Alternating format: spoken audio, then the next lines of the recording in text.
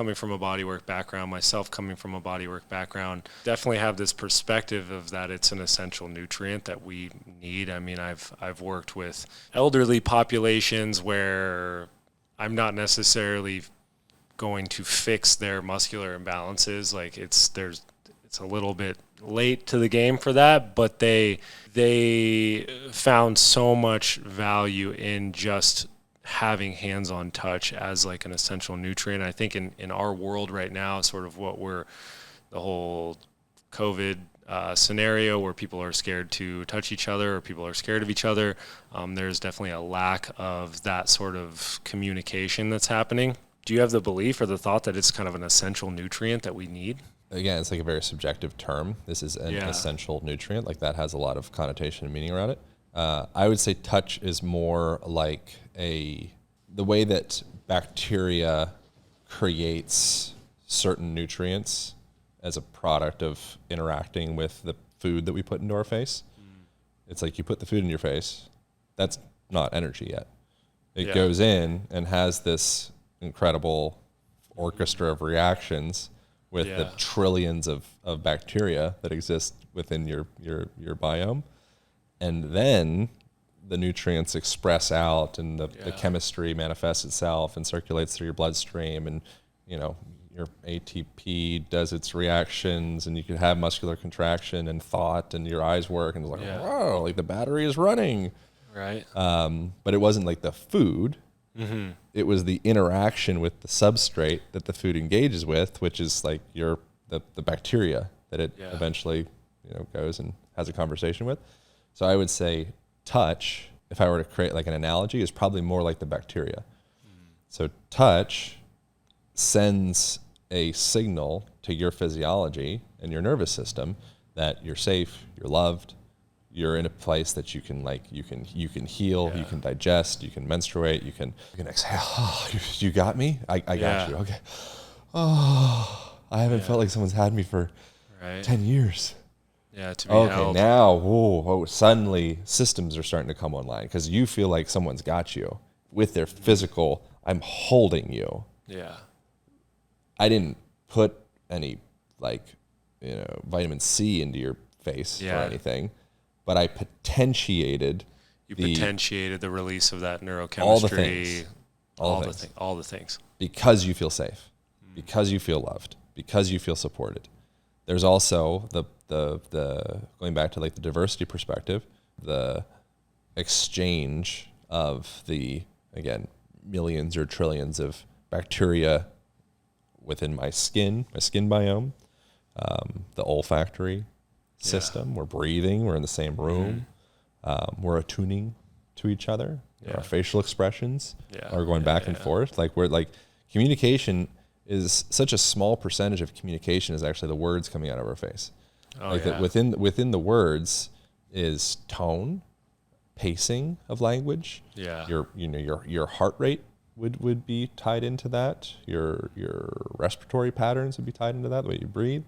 Dilation of pupils, like all those subtle cues, like that's the main that's the main thing. I'm looking for another word, but like that's the way that we communicate, is through the senses, and it's like physical expression. Communication's a lot more than just the words that we're spitting at each other. Absolutely, and touch can be such a powerful way to communicate, right? You're communicating, I care about you.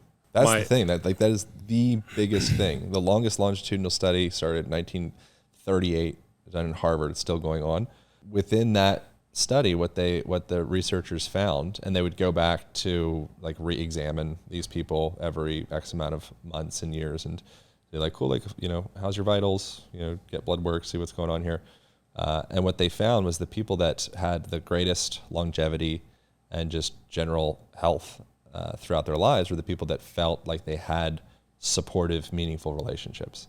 It's not just touch. If someone hates you, which ultimately it's like we're a reflection of each other, so what is hate? Yeah. But if someone hates you, that's communicating as well. Slapping you in the face or trying to cut you with a knife, you were touched. Very different. So that's very similar to like there's a guy, Albert Mehrabian, who's a psychologist, in Harvard as well from the 60s that came up with a thing. I mentioned this in my the Align Method book. There's a whole chapter around touch. But he came up with a thing called the 55-38-7 principle. Essentially, that 55% of our communication is body language, the way that we move in conversation, and 38 is the tone of our voice, and then 7 is the words. And so what that was is if there was incongruence between the tone of our voice and the way that we're speaking, about 93% of the time, which I think it's probably more than that, people would trust your tone and your body language over the words. Yeah. So if I tell you, Jaggers, I'm in love with you. You're looking down or No, looking. no, I love you. Dude, I love you. Like, come on, dude. Fuck, listen to me. I love you. It's like, you're like, but you won't look at me in the eyes when you're saying that. Yeah. It didn't mean anything. It's just words. Yeah. So okay, it's what's behind the words. I can touch you with my words. I can touch you with my breath. I can touch you with my presence. Yeah. I can touch you with my hand.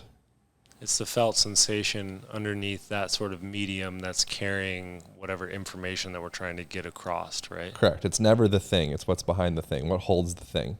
I call this sort of congruence. When people are incongruent, they're thinking the same thing as they're like expressing, their body movements are matching the same thing.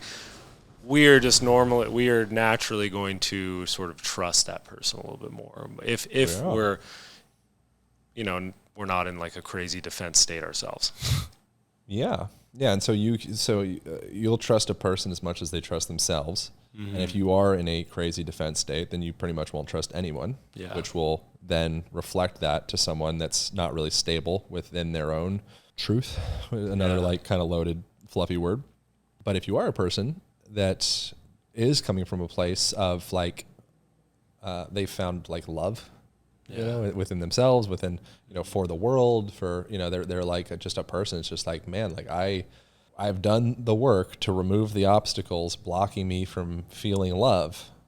And now what's behind those obstacles is a sensation of compassion and love. And I could love you and, I don't know, call the cops on you or pin you against the wall, in a loving way. Like, this is for your own good. I see that you're out of control. Yeah. I need to, rear naked choke you so that you pass out because you're out of control. I'm being violent with you because I love you. Mm. So it's not I just choked you the fuck out. Like, I blocked your carotid arteries. You were passed out. But it was coming from a place of not from a place of maliciousness or anger. It's still coming from a place of love. So you can I think it's easy to conflate like weakness and like a general like flaccidity to life with love. And that's not love. Love is like deep engagement. Yeah. And it doesn't always look like I'm just always buying you chocolate and getting you flowers and giving you massages. Yeah. Like, love can take many forms.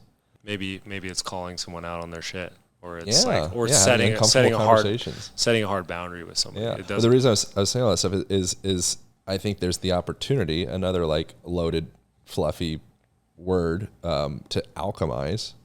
All of the words that have been like hijacked from the New Age movement, I try to wash my mouth of. Right. But sometimes we got to use it.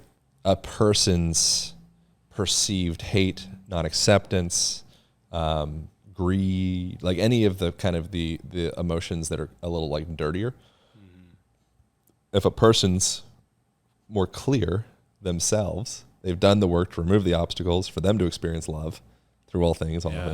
I'm not saying this as though I'm there, by the way. Yeah. I felt little like micro moments of this. I was like, oh wow, like that's a thing. That is a therapeutic person that you could take whatever version of person, place them into the room with that person, and just them being together, there starts to become an exchange of sorts. And the person that is in that place of clarity and is in that place of love, they can clear out some of the obstacles with the other person. Yeah. And it's not them doing it. It's the clarity. It's their being it. They're just, barely even there. Just the beingness. Yeah. Being exposed to that. And that's what, I've never experienced this, but that's what people that, like Ram Dass going and being with Maharaji or whatever his guru guy's name was. Before that, he had that experience. I'm not sure if it was I know that Maharaji is like one of his boys, but I don't know if this was the guy. I'm pretty sure that was the guy. He like washed his feet and all that stuff. And before that, he was like Stanford professor, very straight edge, guru, like not into it. Yeah. Like that's cool, whatever, not for me. That's somebody else's thing. Then he was exposed to a real guru, not like Instagram self-proclaimed guru. Someone just like they've just been doing the work quietly, and slowly word got out. Now there's kind of this building of people that are like, no, like you are like this is beautiful, and they're like, yeah, okay, sure, whatever. I'm just being. Yeah. Right? I don't need you to love. I don't need you to like, proclaim me as being the thing. I'm just here. You can come if you'd like. And he's exposed to that. And suddenly it was like this tectonic shift within his beingness, because it was the first time that he had been exposed to something like that. Yeah. It wasn't forced upon him. It was he was able to sort of co-regulate with him. Yeah. Which is where the spiritual movement becomes super, maybe like dangerous or like dirty. If I want power, I feel small, I feel unseen, I feel any of those things. What's like the most powerful position I could be in? Okay, money is one. That's a good one. Influence. That's a good one. Spirit. God. Right? That's the top. That's the top boy. I engage with your soul, bro. I don't care about your money. I don't care about your whatever. Like, I'm on this channel, and I'm the best.